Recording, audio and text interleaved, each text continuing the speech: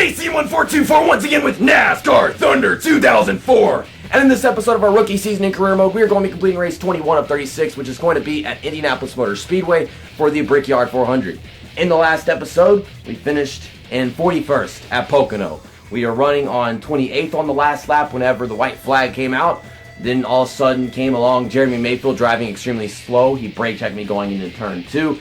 And then whenever we went into turn 3, he wouldn't let me by cleanly. He just freaking dumped me into the outside wall, which was mostly the physics engine. But still, a dump is a dump, and this week is just going absolutely freaking horrible. Now, Indianapolis, that's one of the hardest tracks in the game, arguably the hardest in my opinion as far as real tracks go. So, yeah, I guess we're just going to finish off this week. Another awful race. Last week was fantastic, but now this has to be just awful. So, at the Brickyard, at Pocono, Tony Stewart got his 4th win of the season. We're about to go race at the Brickyard. Now I'm so stupid because I can't commentate. I am not excited to race this track whatsoever. But with that win, and I think Dale Earnhardt Jr. finished behind him, but Tony Stewart led the most laps as well. Tony Stewart is now 34 points behind him. Somehow, we are still in 30th place in the point standings, but I really don't think that's going to last. We are only 12 points in front of Ken Schrader. And then you got the driver spec shit, Jeremy Mayfield. He's a 50% rival because of the dump that had to occur from his Mountain Dew perspective. David Green didn't race in that one, so I guess his rating is still right there. Jamie McMurray still doesn't like me. We made a lot of contact with him in that race because it didn't really change that much. Go to team management. After we do this race, our shop edition of the chassis shop will finally arrive. And then we got the garage. We'll finally be doing some work on this equipment right here once the race is over with, because this is our second race that we're doing with this equipment. And yeah, I mean, we're using used equipment at a very difficult track. That sounds very bad. And then here's the sponsorship stuff. Numbers all still going up. I keep reaching my starting expectation. And then you've got the average finish, which I'm still managing somehow just because of how well I've been doing in, I guess, the last 3 weeks of races. And then you got this right here, ranked 30th in points, which we're somehow still doing. I guess it's just the performance of our other drivers surrounding us hasn't been that good either. We're using KKL Gaming's paint scheme just because he's a good friend of mine and I want to give him the pleasure of being the paint scheme that we use in this very prestigious race that is going to just suck ass anyways. So, quick select the chassis, engine, and body and go qualifying at the Brickyard. Our setup for this race is practically default with a 0.5 turns of wedge and then 22 on the PSI. The original for PSI is actually 25 though, which is what it usually is for I think every freaking track. Kind of overdrove turn 1, but I think that was still okay. We got turn 2 right here. And the turn 2 is quite respectable, even though I wish I was going much faster like an actual professional here, you know, a good car, but I don't have a good car, so I can't do that yet. And the reason why I turned down the PSI is so we have some good fresh tires, and you know they'll be getting worn maybe a little bit faster, but that's whenever the field starts breaking apart. My car just did not want to turn in turn 3, so that's just going to ruin my lap probably. But we'll be up to speed coming off of turn 4. This car is just under driving it. I'm going so freaking slow that I think I have to slow down just as much as I always do, but in the end I don't, because it's just how it changes how much we race this track. Without that speed, I'm under driving corners. Okay then, so that's 40th place. Gotta do better. Really good turn 1, though I wasn't that tied off, so that's not a good sign. Okay, just let off the gas a little bit for turn 2. Don't think I have to really hit the brakes.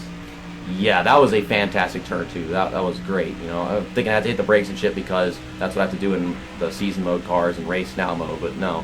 Completely different story with the car this slow, and I should really adapt to that. Let's brake for turn 3. Don't overdrive it like I did last time completely. Coming off, we're not going to hit the wall. Pretty positive of that. Just slow up a little bit for turn 4. And biting that white line. Just eating into that strip of mayonnaise. I don't know. Okay, that looked like a pretty damn near perfect lap for what kind of car we're racing right now. What do we get? 51.15. It's got to be like top half. Okay, we're starting 19th, inside row. Let's just go spend the entire race losing positions because we all know that's what's going to happen. Jeff Gordon's going to be starting on the front row next to Sterling Marlin. We're going to be starting next to our rival, Jamie McMurray. So that sucks, but he's not going to go hitting us on purpose or anything. And then Jeremy Mayfield, so that makes my day even worse.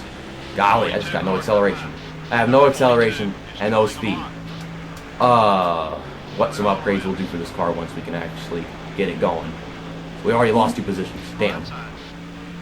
but we're not up to speed just yet, so we can take this ability to just stick right behind him.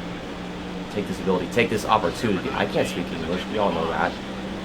Let's just not overdrive turn 3 right here. I'm getting a run, that's surprising.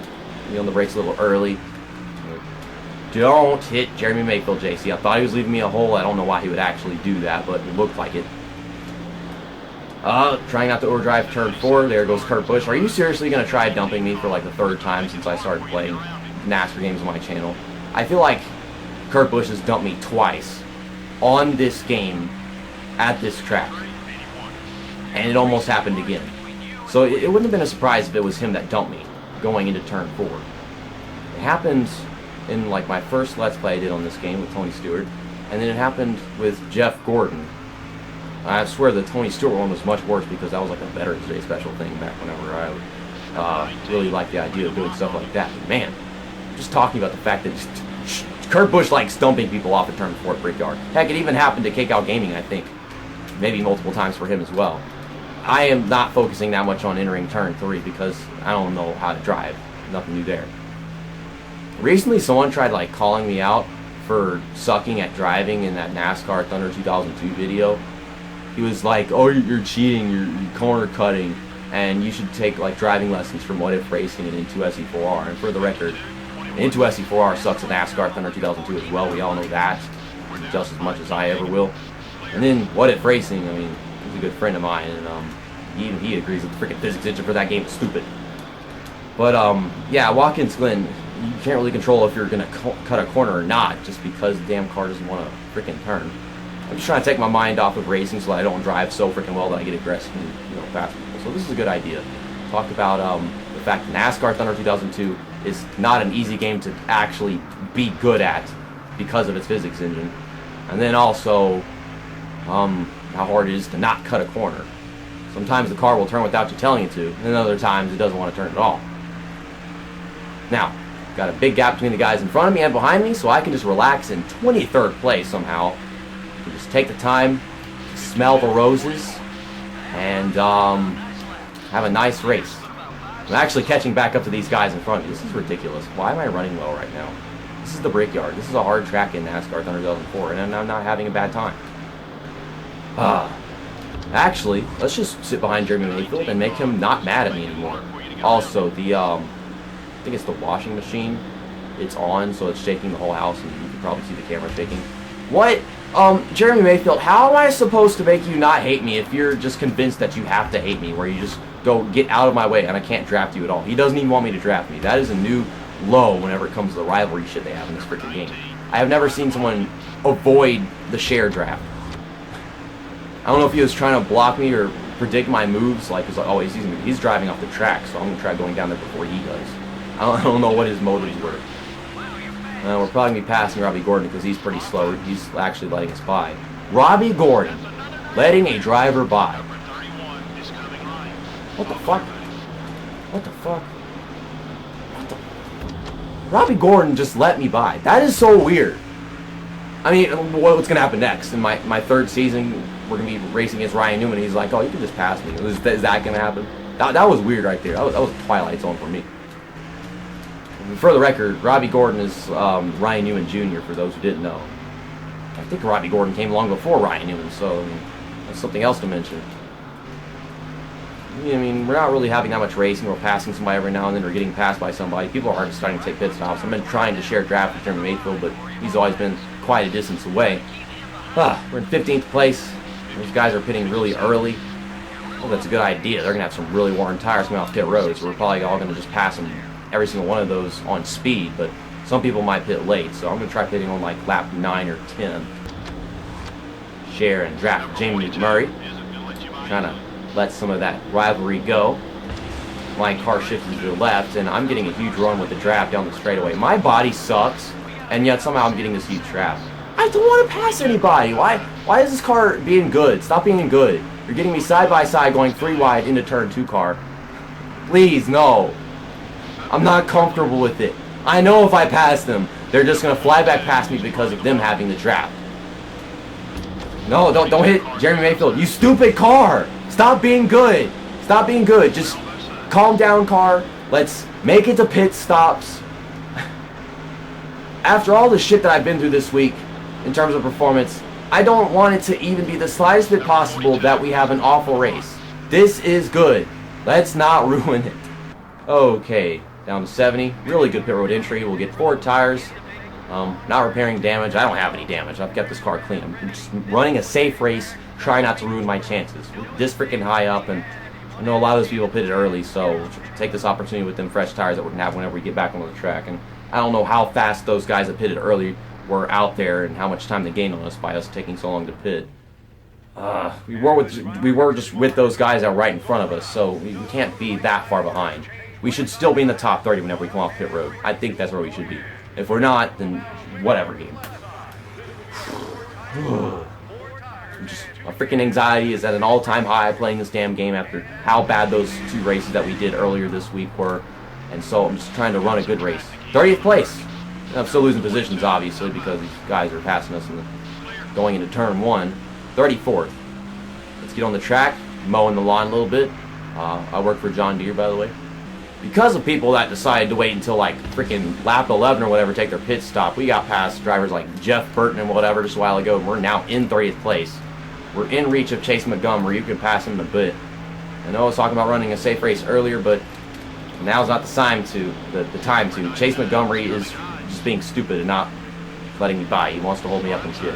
And also, you're letting by Jeff Burton. Chase Montgomery, you fucking suck. You've already taken me off enough this season. You just let somebody by, but you won't let me by. Fuck me. Well, you're more valuable for points. You're a Busch Series driver. You don't run every race, and you're just treating me like trash. So, back into 30th place again. Chase Montgomery, I hate you. That was so fucking dumb. I could have probably held back Jeff Burton still, but I don't know. Well, let's just go chase down whatever guy's in front of Jeff Burton, I suppose. Here's an opportunity. Passing Jerry Nadeau. For a second, I thought that Jeremy Mayfield was Jerry Nadeau at the end of the Pocono race, but it was just a black car. It was alternate paint scheme. Like I said a while ago, a good place to pass somebody is down a straightaway. Got a pretty big run, and I think I got enough straightaway speed right here to just practically finish it off. Brake early because I'm going to going in from the bottom. We got 29. If we're going to be passing cars, don't try to pass in multiple at once. Like, break the fill apart, pass one at a time. We'll be patient. Why is there a freaking gaggle of like 5, 10 cars? What is going on up here? Do you see how many cars are up there ahead of us? We got 2 laps to go. That's kind of ridiculous. Like, I can't pass them all, and I don't even want to be near them because I'll probably wreck it. But I could pass Brett Bodine as well, I think. So, whenever I have the opportunity to finish in 28th this race, am I going to lose it too? No. We'll just pretend like it's possible. It's like it's very possible. It's more likely than not. In this opportunity to finish 28th, we're going to just ruin everything, okay? Let's just pretend like it's going to happen because if you don't think it's possible at Pocono, then it happens. There's Robbie Gordon. Going to be going into turn 3. Trying to use Brett Bodine as a pick. He got on the brakes early right there. Oh, got to save it right there. Car was about to slip out from underneath me. No, Brett Bodine. I'll try to get back around me with the freaking run. That's 28th. Just a bunch of cars right here. Someone's got to be slowing them up. I thought it was going to want to finish the corner right there. It did not want to at all. Control. I can't control you, Brett Bodine. Oh my God. Slow down. Enter the corner. Hold back the Hooters. I just had a joke in my head. It's like a bacon cheeseburger, but hold the Hooters while you're at it. Whatever. But man, I was just expecting the car to finish turn 4 so fine right there, and I was like, wow, it's gonna hit that wall, and I had to save it. And then I started losing control because I was at a slow speed. I wasn't used to going down the straightaway that slow. Okay, this is the opportunity to pass Kyle Petty as well. I really want to take it. He's letting me by, as well as Joe Nemechek. They're letting me by. They are letting me by. Please give me room if you're going to actually do it, though. No, don't ruin it. If he's not giving me room, just let him finish the pass. And he's not letting me get back around. Look at Ricky Craven in the middle of fucking nowhere. He must have been really making up positions after that pit stop. We finished 27th at Indianapolis, our best race of the week. How? We'll start next week off by going to Watkins Glen for the Sirius at the Glen race 22 of 36. Really excited to do that one because we ran well whenever we did Sonoma, though the car was really hard to drive because, you know, the lack of downforce and the lack of grip and everything. But I feel like Watkins Glen is an easier track to take advantage of because I think it's a shorter race and you can use pit strategy. and our car is a little bit better than it was back whenever we did Sonoma, and plus we have fresh equipment going to this race as well. So we're using Dale Reynolds' paint scheme because he lives up north. I think I mentioned that at the beginning of the video, didn't I? I don't even remember if I did or not. I wanted to, at least. Kevin Harvick just got his, I think that was either his second win or his third win of the season. Yeah, that was his third win. Now, Tony Stewart is 7 points behind Dale Earnhardt Jr. after finishing that well in that race. He's doing it. We came back from an awful week this week. We had 43rd, 41st, and then got 27th somehow at Indianapolis. I don't even know how that happened still, but there you go. Tony Stewart is making that comeback. It's happening. Keep it up, Tony Stewart. You're good at road courses. We're going to Watkins Glen. Don't pull any of that stupid Sonoma shit that you did earlier this season. Or Infineon, and that's what it's called in this game. After finishing 27th, we should have gained positions in the points or still be in the same position. Yeah, we're still in 30th place, just 1 point behind Johnny Benson. Ken Trader's quite a ways back from me now, so we took care of things, but as long as we're meeting our sponsors' expectations, then that's fine. We're just, golly, barely making it. David Green still hates my guts because he wasn't in that race either. Jeremy Mayfield's starting to cool down, as well as Jamie McMurray. Jeremy McMurray and Jamie Mayfield. I don't know. As always, Jamie McMurray got Rookie of the Race. Jeff Gordon was really dominating that one, yet somehow Kevin Harvick came along. Tony Stewart was the fastest, so I'm pretty sure that's how he didn't have to deal with Dale Earnhardt Jr. So let's go into team management. And our shop edition came in, of course. We can also do some stuff in here. I actually took the time to think about it while I let my phone charge so I can have time to record the rest of the video. But what we're going to do is we are going to overhaul this chassis to make it better. We'll have it come in 2 races. That's $173,000. A lot of freaking money, but our chassis shop came in so we can take advantage of this shit. And I should also build a new one right freaking here. So what we're going to do is tell them to take their time, take 9 races to make a 64 tire grip and 61 tire wear chassis, which is pretty good. I could also think about 6 races, which is a little less time for, lower ratings, but I think that in 2 races I could possibly get these same ratings that are right here. But it's just a little bit more money, and I think it's a good way to, take our time. This would be taking our time right here. Don't rush it. Okay, so we got that taken care of. I probably just lost a lot of money. I want to see how much money I just lost. We only got $211 in the bank. Now, this might sound silly to most people. I don't know how many people have actually done this on their NASCAR Thunder 2004 career modes, but this engine right here, our 3rd engine, is about to come in. We have 1 race left. We've been building it. It is going to be a 61 with a 56 efficiency. It's not very efficient, but I don't think that's a big a deal. Power is everything whenever it comes to the engine. So that's about to come in. We've got this for the next race at Watkins Glen. Drum roll. We're going to sell it for $68,000. That's not as much money as I was expecting it to be for the sell, but we're almost at $300,000 by just a bit. I did not mean to exit out everything right there. We still got to take care of the bodies. Let's go to bodies, and we're going to go ahead and overhaul this. I've really been needing to overhaul bodies, and I just haven't been doing so. So we'll tell them to overhaul this for 2 races, $135,000, which is of course affordable. I don't know if it would or wouldn't have been if I hadn't sold that engine, but that engine is just almost here, so I feel like the smart thing to do. We're going to be using this right here, 57 power, 54 efficiency at Watkins Glen. So we've got a pretty damn good car for Watkins Glen. And we're about to have an even better car whenever we get to our other races because that thing's about to come in, of course. Sponsorship, of course, we can take a look at that. 87 happiness for primary, 82 happiness for Quality Plus 4 Series secondary. And then we've got 76 for our associate Richard Petty driving experience. Now, I only have $144,000 in the bank, and that I think is just not enough to go to Bodies and tell them to start making a fabrication shop. How much would it be? Yeah, 9 races is the longest limit, the smallest amount, $150,000, so we're $6,000 short, so we can't do that at all. But I think I made some good decisions. I might just go to the team thing and exchange members if possible because I want my pit crew to be even faster because we're still losing positions, we're just losing less. If I keep on upgrading my pit crew, we could find ourselves just never losing positions on pit stops unless they make a mistake. So I'll see you guys next week, I think on Monday, for the series at the Glen. That's that, and episode over.